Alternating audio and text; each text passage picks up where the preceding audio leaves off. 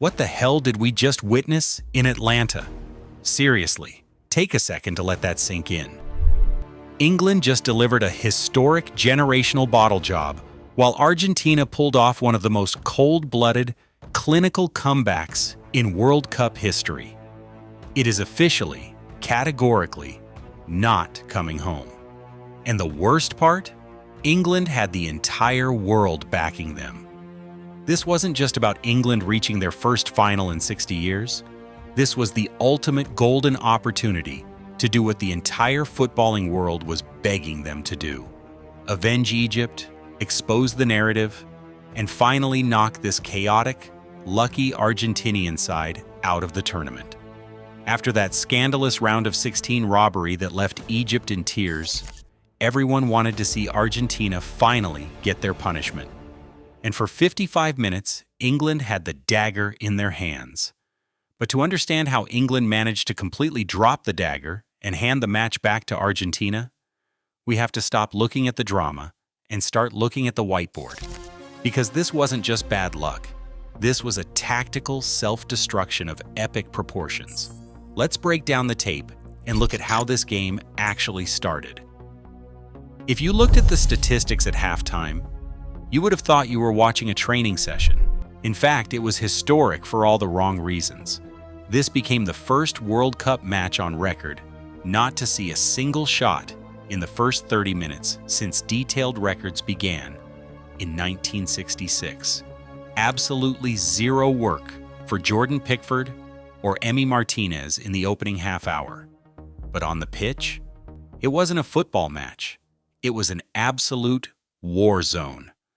These two rivals meeting in a high-stakes World Cup knockout clash for the first time since that legendary 1998 battle were practically trying to physically destroy each other. The historical edge and political tension of this matchup spilled right onto the grass. We saw a staggering 19 fouls crammed into just the first 45 minutes, 12 from Argentina and 7 from England, and referee Ismail Elfath did absolutely nothing to control it. Just minutes in, Jude Bellingham was met with an elbow shove directly to the face from Leandro Paredes. Bellingham just laughed it off, but the tone was set. Moments later, Elliot Anderson put a hard challenge on Lionel Messi, which brought down the Argentina captain and immediately triggered a retaliatory clash from Enzo Fernández. Instead of showing cards to establish authority, Elfath stayed completely passive. He let the physical warfare escalate. Giuliano Simeone, whose father Diego famously got David Beckham sent off in 1998, went down easily after a minor push from Pickford, trying to bait the referee.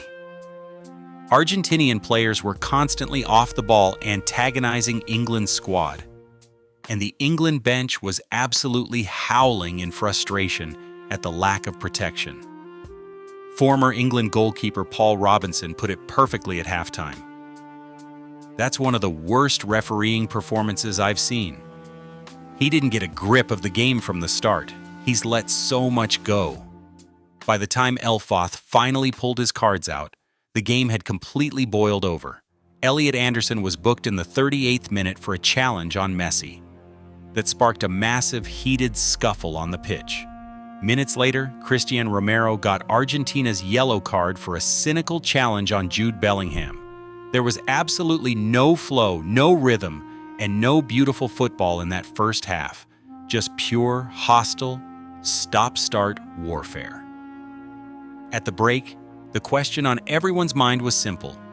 How is England going to survive this street fight, and what happens when someone actually decides to play football? But as the teams walked out for the second half, the hostile street fight finally gave way to real, high-stakes football. The physical war didn't disappear, but the urgency skyrocketed. Just minutes after the restart, Argentina fired their first real warning shot. Julian Alvarez made a brilliant direct run, catching Jed Spence off guard to collect a long ball over the top.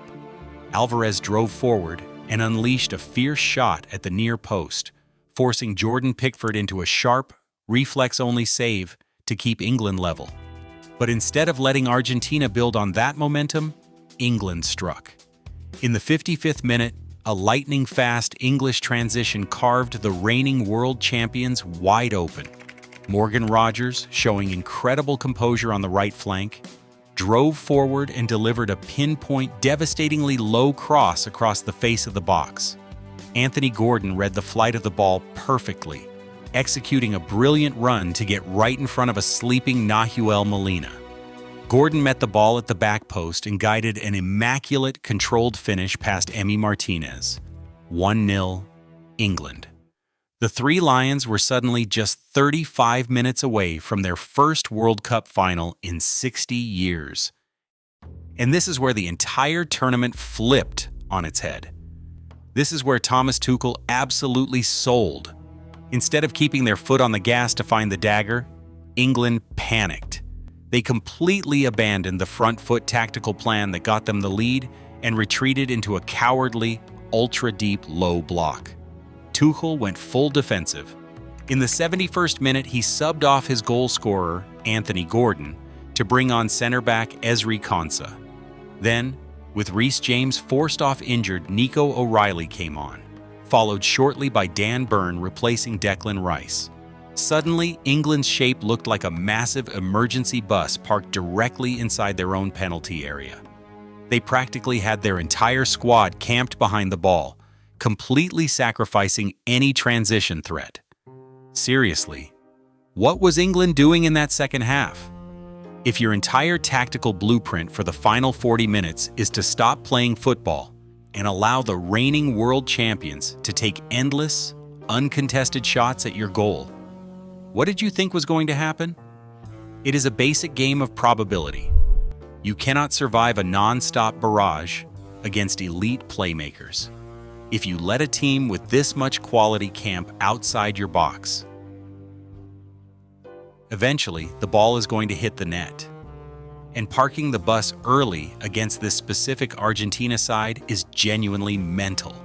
Have England's analysts not watched a single game of this tournament?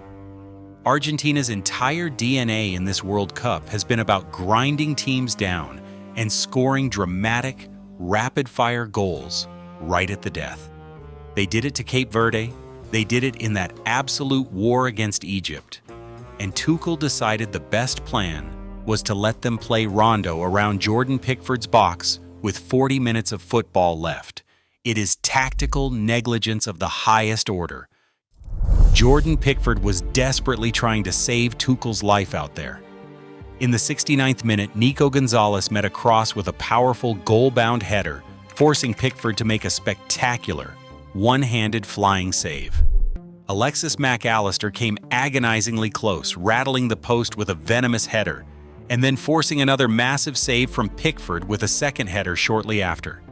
But without a single attacking outlet on the pitch to relieve the pressure, the defense was completely gassed. A breakthrough wasn't just likely, it was a mathematical certainty. In the 81st minute, Lionel Scaloni smelled blood and threw Inter Milan striker Lautaro Martínez into the mix. It was all-out war. And the dam finally broke in the 85th minute. Argentina won a corner. Because England was defending so incredibly deep, nobody pushed up to pressure the short corner. Messi collected the ball, looked up with 0 white shirts in his face, and simply rolled a pass to Enzo Fernández at the edge of the box. With the English defense sitting practically on Pickford's toes, Enzo had all the time in the world to pick his spot. Jude Bellingham tried to react, but he jumped far too late. Enzo unleashed an absolute rocket into the bottom corner, 1-1. And the moment Argentina scored that equalizer, the game was over. You could see the momentum shift like a tidal wave. They are just so incredibly hungry for the win, and at 1-1, England was tactically dead. Because of Tuchel's defensive substitutions, they had no attacking outlets left on the pitch to chase a winner. They were praying for extra time and penalties. But Lionel Messi does not do penalties if he can help it. In the 92nd minute, Messi drove down the right. Jed Spence actually made a fantastic tackle, But while the exhausted English players stood frozen, Messi was the first to react to the loose ball. He collected it on the right flank, cut onto his weak right foot under pressure from two defenders, and delivered a cross that unlocked Narnia. The ball floated perfectly over the static English defense, landing right on the forehead of the substitute Lautaro Martínez, who clinically guided it past Pickford. 2-1, Argentina. Now, if you open up social media or turn on the TV, the mainstream media is going to call this heartbreak. They're going to make excuses about agony and bad luck. But let's be completely real on this channel. Calling this heartbreak is an absolute joke. This wasn't a tragic twist of fate. This was a historic, disgraceful, self-inflicted bottle job. What was England actually doing in that second half? Seriously, was Thomas Tuchel drunk on the touchline when he decided to go full-on defense in the 55th minute? Parking the bus early against this specific Argentina side is genuinely mental. Have England's analysts not watched a single match of this tournament? Argentina's entire DNA in this World Cup has been about grinding teams down and scoring dramatic, rapid-fire goals, right at the death. They did it to Cape Verde, they did it to Egypt, and Tuchel's master plan was to let them play rondo around Jordan Pickford's box with 40 minutes of football left.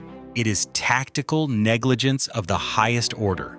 If all you do is allow a team with this much quality to camp outside your box and make endless attempts at your goal, eventually the ball is going to hit the net. England was clearly the worst team in the second half, and they lost fairly. And look at their performance in the 10 minutes of added time. It was absolute panic. Work the ball forward, build a sequence, then cross it into the box. Instead, Pickford is just hitting and hoping from England's own box, launching desperate, brainless, long balls directly into a crowded Argentinian defense. Honestly, the FA needs to act immediately.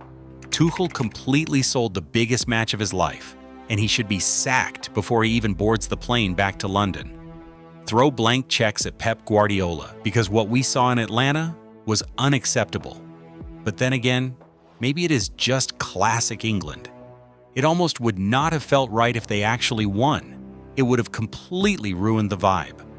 Now they get to keep singing about 60 years of hurt for another 4 years.